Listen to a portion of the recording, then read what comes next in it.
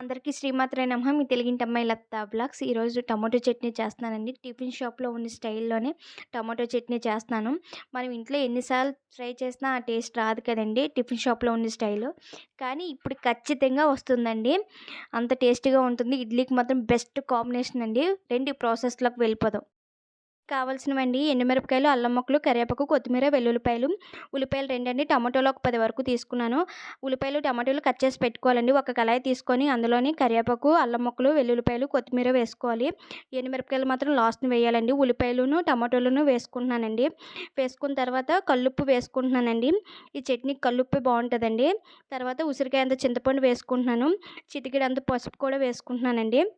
వేసుకొని మొత్తం అంతాన కలుపుకోవాలండి. టమాటోలు వేసుకోవాలండి.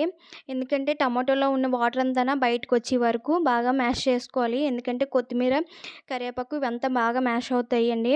అన్నీ మ్యాష్ అయితేనే టేస్ట్ బావుంటుంది. తర్వాత చెప్పాను కదండీ లాస్ట్‌న ఎండుమిరపకాయలు వేసుకోవాలని. ఎండుమిరపకాయలు వేసుకున్నాను. 2 స్పూన్లు ఆయిల్ కూడా వేసుకున్నానండి.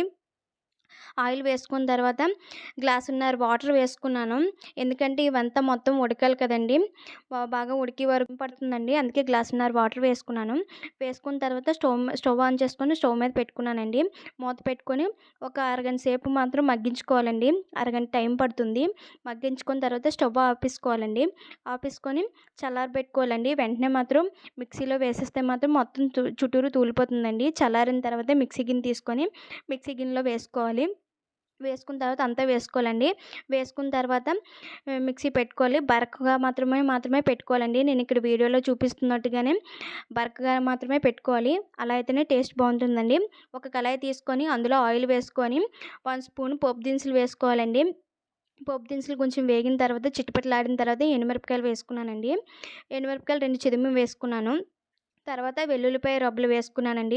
ఒక 4, 5 రబ్బలు ఎల్లుల్లిపాయలు వేసుకున్నాను. అవి బాగా వేగిన తర్వాత కరివేపాకు వేసుకున్నానండి. కరివేపాకు వేసుకొని తాలింపు వేసుకున్నానండి. తాలింపు పెట్టేసుకున్నాను. చట్నీలోకి తిరగవేసుకున్నానండి. అంతేనండి. టిఫిన్ షాప్‌లో స్టైల్‌లోని టమాటో చట్నీ రెడీ అండి. నా వీడియో నచ్చినట్టయితే లైక్ చేయండి, షేర్ చేయండి, కామెంట్ చేయండి. ఛానల్ మాత్రం సబ్స్క్రైబ్ చేసుకోండి. ఇంతకన్నా మంచి మంచి వీడియోస్ కావాలంటే నా ఛానల్‌లో అప్లోడ్ చేశాను. వెళ్లి చూడండి.